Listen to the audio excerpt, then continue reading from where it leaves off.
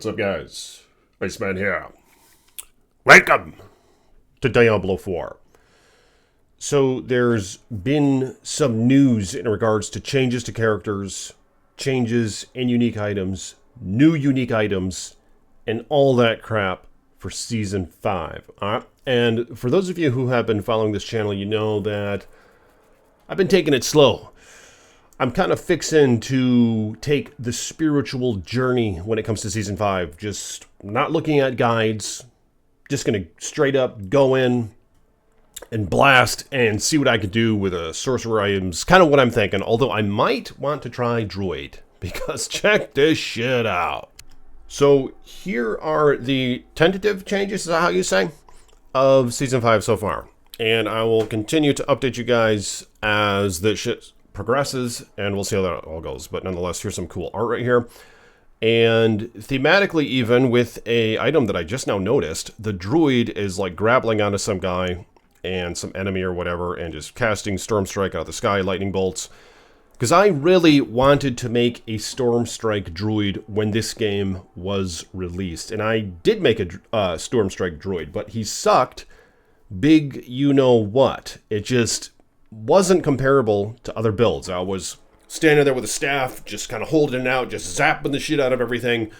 But it just didn't compare to the other builds, so it was quite disappointing. And resource generation and resource maintaining really, really sucked for the Storm Druid initially.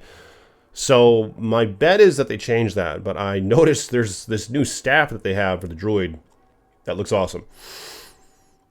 That I think is going to help with Storm Strike. But first off, general changes to some uniques. Average crowd control duration on the player reduced from 2.5 to 1.5 seconds. Okay. Legendary drop rates from monsters above level 100 increased. Okay, yeah, we all needed that, right? More goodies raining from the sky. Just give us all the shit so the game ends sooner. Excellent. Frostburn gauntlets. Reworked the item's affixes to up to 8% lucky hit chance. 10 to 15% attack speed. Oh my god. Oh, this is interesting. 142 to 182% fire and cold damage. Holy shit. Are you kidding me right now? Okay, so Frostburns are probably going to be the go-to gloves for fire and cold builds, which is going to be great for my wizard or sorcerer in Diablo 4, because I made a blizzard sorcerer, and that's kind of what I intend to do so far for Season 5. Then a lucky hit chance, some cold damage, some fire damage, lucky hit up to a 20 to 60% chance to freeze enemies for 3 seconds. Okay. Quite interesting. Flicker Step. These are some boots that I wore. Reworked the item's affixes to attack reduces evades cooldown by 2.5 seconds. Oh, so it's no longer a, what the hell? It used to be a range. Are you for real? Evade grants 30% movement speed for 1.5 seconds. 12 to 18% movement speed. 219 to 300% ultimate damage. Oh my god. Holy shit, that's a lot of ultimate damage. The old ones didn't have that, as you can see here even. The old ones, it gave 31 to 52% ultimate damage. And of course, the ultimate skills, I think, aren't often used for endgame builds. I use them because I like them. I think they look cool. But when it comes to just really trying to get to the tippy top of the number crunch, ultimate builds generally, I don't really see them. From the little I've looked, I'm not really looking around much, but to my understanding, the ultimates weren't always a thing. And I like the idea of the ultimates. I love the deep freeze with the sorcerer, where just the ice combines around her. She's invulnerable for a few seconds, can't take any damage, get hit, can't die, nothing. And just shit just explodes around her. You know what I mean? So the deep freeze is an awesome ultimate. So is Cataclysm for the droid. Looks cool, and on paper seems fun, but in practicality it kind of sucks because the damage just isn't there. But now with these boots, ultimate builds are going to be pretty interesting. Oh, they give some inherent lightning damage. Check this out, or lightning resistance. 46 to 60% lightning res. And that's a great thing. Because what I found annoying in Season 4 was how you get your build all set up. And then you have all the nice items. But the problem is none of the uniques like spawned with like res to X element. They just lacked in that. Some of them did. But so you just kind of found yourself at the end, just kind of stumble around and be like, oh shit, are you serious? I need to put the gem in the ring, put the gem here, put the gem here. I need to re-roll one of these affixes on one of my nice legendaries into a resist now. This really sucks.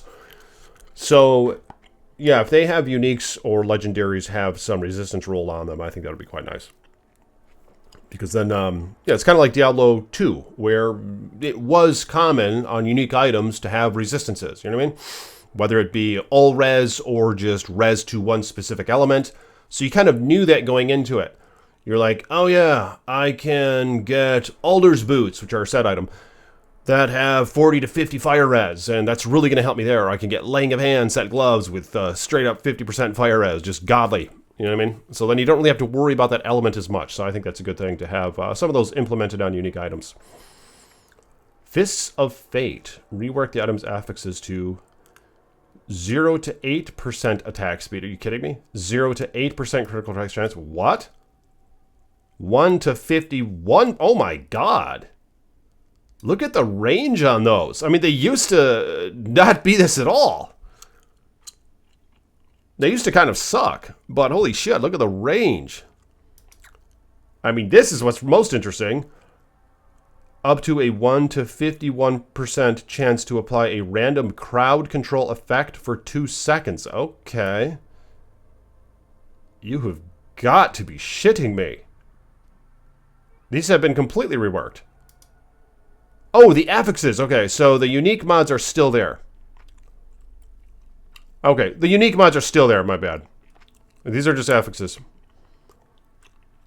Yeah, so the affixes remain the same. So these still have a 2 to 4%, or 2 to 4 second cooldown as you use Flicker Step. Alright, then they have some Helltide changes, some Infernal Horde changes. Here's some Barbarian specific stuff, some Druid class changes, which I'm actually kind of interested in. Because I'm thinking about trying Droid. I mean, it's going to be work. I don't know if I want to learn that again. I don't really like the boon thing. And you go and collect the little bubbles. Then you have to go to the little town. You have to do the little mission. Then you have all these boons and shit. But maybe that's part of the spiritual journey. So it might be something that I try. We'll see. But nonetheless, let's see what they do with the droid. Stormclaw's aspect. Damage increased from 15 to 30% to 25 to 40%. Okay, so just some numbers increases here. Let's see what they did. Here's the unique that I'm most interested in so far. The Great Staff of the Crone. Claw is now a storm skill and also casts Storm Strike at 120 to 150% normal damage. Holy shit. And this thing gives plus 4 to 6 to Claw. And non-physical damage added, 21 to 35%. Oh my god, what a hog of a staff. So you're telling me that we can run around as the droid, swat shit with our claw, while at the same time have lightning blasting from the sky, just hitting random enemies, just a bunch of AoE and all that. I mean, to me, that sounds like a good time. It sounds more interesting than what I was doing at the start of Diablo 4, where I would just stand there with the staff and just kind of just stand there until my energy ran out, or spirit. Is that what it is with the droid? I just stood there until the spirit ran out, and then I had to try to regen it by doing whatever, just hit shit with my bare hands or whatever, and then go back to doing that. You know, it's kind of a dull build.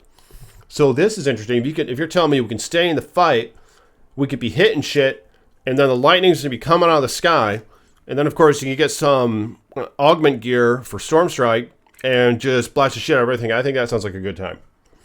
And then cast Cataclysm. You know, you're going to have the boots on, and you're going to cast Cataclysm. So Cataclysm is going to... I'm just kidding. It's called Cataclysm, right? Cataclysm? Let me say, how do you say it in the console? I know it's Cataclysm. It's fucked up. But Cataclysm, I really like that skill. That was one of the biggest intrigues for me when the initial Diablo 4 gameplay trailers came out. Because I remember just seeing the droid. I was like, wow, I wonder if the summons are going to be good. I'm going to have like a summon storm droid. But of course, that's not really a thing because the summons suck. And I think they still do. The wolves do shit damage. So do the ravens and everything else.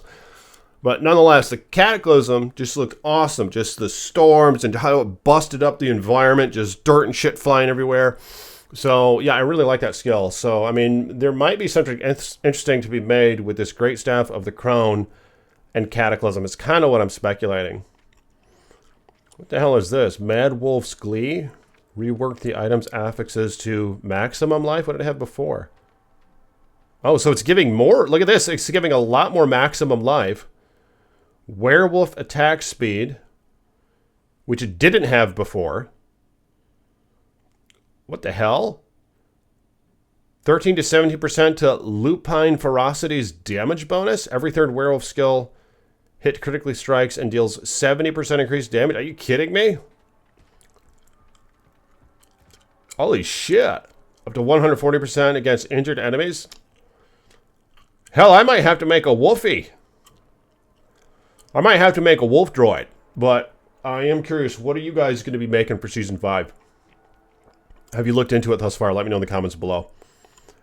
Plus 4 to 5 to... So this is kind of fun. I mean, I like that. I think that's fun. When they have items that add to your passive skills and shit. I mean... Like, I remember Diablo 3 kind of had that. Like, Diablo 3 had the thing where you could fight the Ubers and you could get that necklace that nobody wore. But the interesting thing about the necklace/amulet was that it would roll with one random passive on it. You know what I mean? So it kind of made for an item chase, but in practicality, unfortunately, there were just other amulets that were just simply better all around for your numbers. So, I mean, people didn't really use that, but it was a good idea. You know what I mean? I like the idea behind it. And this kind of goes with that on a probably decent item because this is like a wolfy item, right? Werewolf form is now your true form, and you gain plus 3 ranks to all werewolf skills. Holy shit. So you're telling me I can be a wolf droid, and I can cast lightning and shit just by pawing things. I don't know. I might want to make a werewolf droid for the start of Season 5. Problem is, I'm going to want to commit.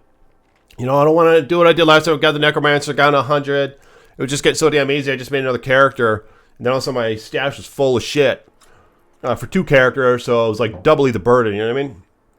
I really didn't like that. So I kind of want to try to push it one character type at least, and partly just for storage reasons, you know? I mean, I wish they'd give us a bigger stash, but some of you guys are saying that they can't do that.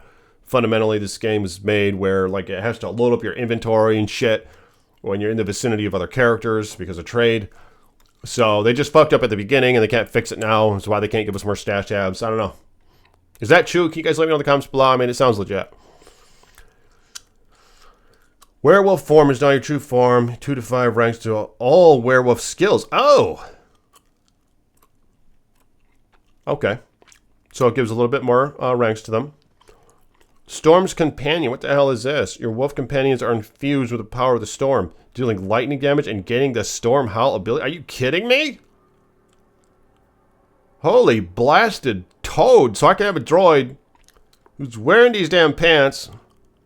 Plus 4 to 5. Oh my god. Companion movement speed. What is Storm Howl? Lightning damage and gaining. Are you kidding me? I think I just found a winner. I hate to say it, but I think I might be rolling droid for Season 5. And the up and up of that is at least I'm going to have some companions. You know what I mean? Because with the Sorcerer, it was a good time, but I didn't have any companions. And I kind of missed having companions. But in the droid, I just kind of was like, they fucked the droid so bad. The companions suck. But the way that I play, I'm not really trying to press the tippy top of the pit. You know what I mean? So when you're not trying to press the tippy top of the pit, then you kind of have room to just mess around, you know? So like a lot of the content I'm going to be running, even if the wolves aren't doing like godly damage or whatever, or endgame damage, when it comes to tippy top of the pit, I could probably still do most content, and they'll probably be killing regular enemies, probably will be helping out with elites and all that, just, you know, through Hell Tides and everywhere. And Nightmare Dungeons, probably max Nightmare Dungeons, they might be acceptable. I'm guessing it's a Season 5. Come on, you know, they gotta have this stuff worked out by now, you know. So yeah, I'm just gonna sit here and believe that those damn wolves are going to do acceptable damage in the Nightmare Dungeons, and we'll see how that goes, all right? But yeah, I'm gonna sit here. I'm gonna be hopeful, have faith, and all that shit. that this is going to be good. And, okay, so yeah, your Wolf Companion. I don't know what Stormhowl is. I've been out of the Druid loop for a minute. So I'm going to have to look that up, but nonetheless. Wolves' attack speed have been added to these pants. Lucky hit chance for the pack leader spirit boon. Okay, I like the sounds of that.